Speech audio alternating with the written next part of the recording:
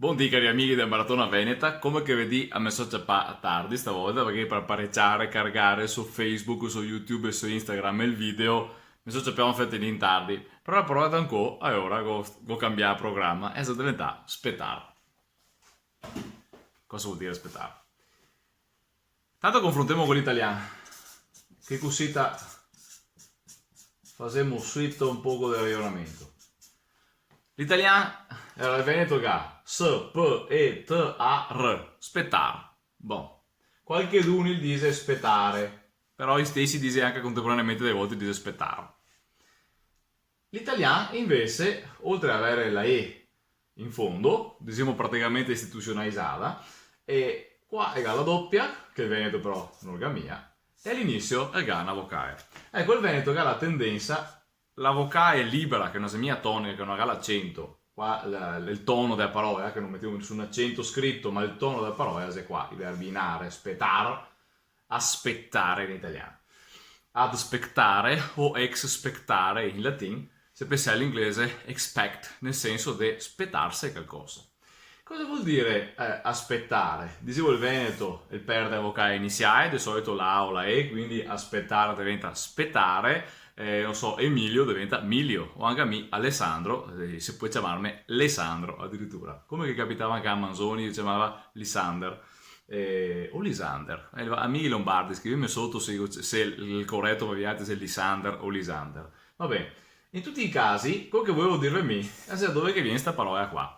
Perché in realtà la parola aspettare la viene da un termine che è lei stesso de, se dico aspetta, cosa vi viene in mente?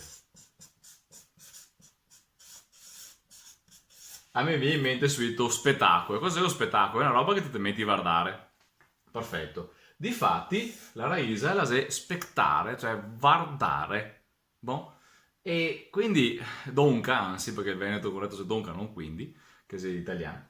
E donca aspettar, cosa volevo dire? Non vuol mica dire, come si dire, star là in baucai a far niente, ma tecnicamente vuol dire proprio l'etimologia la se star a veda.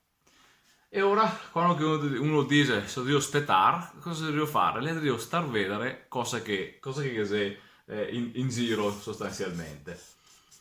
Il termine era aspettare, appunto, spectacular, sai in inglese, perché tante volte l'inglese ne aiuta perché conserva i nessi che aveva il latino. Quindi se non sapevi l'inglese, dico se non sapevi il latino, tramite l'inglese tante volte che te i nessi proprio quelli del latino.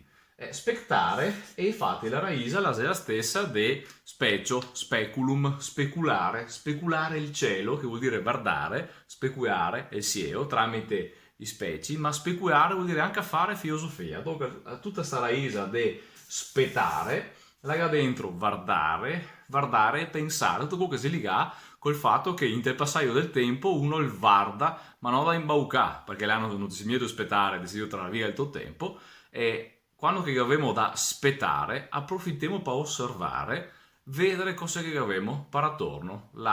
Il significare nobile della parola aspettar è star vedere sostanzialmente anche cosa che capita.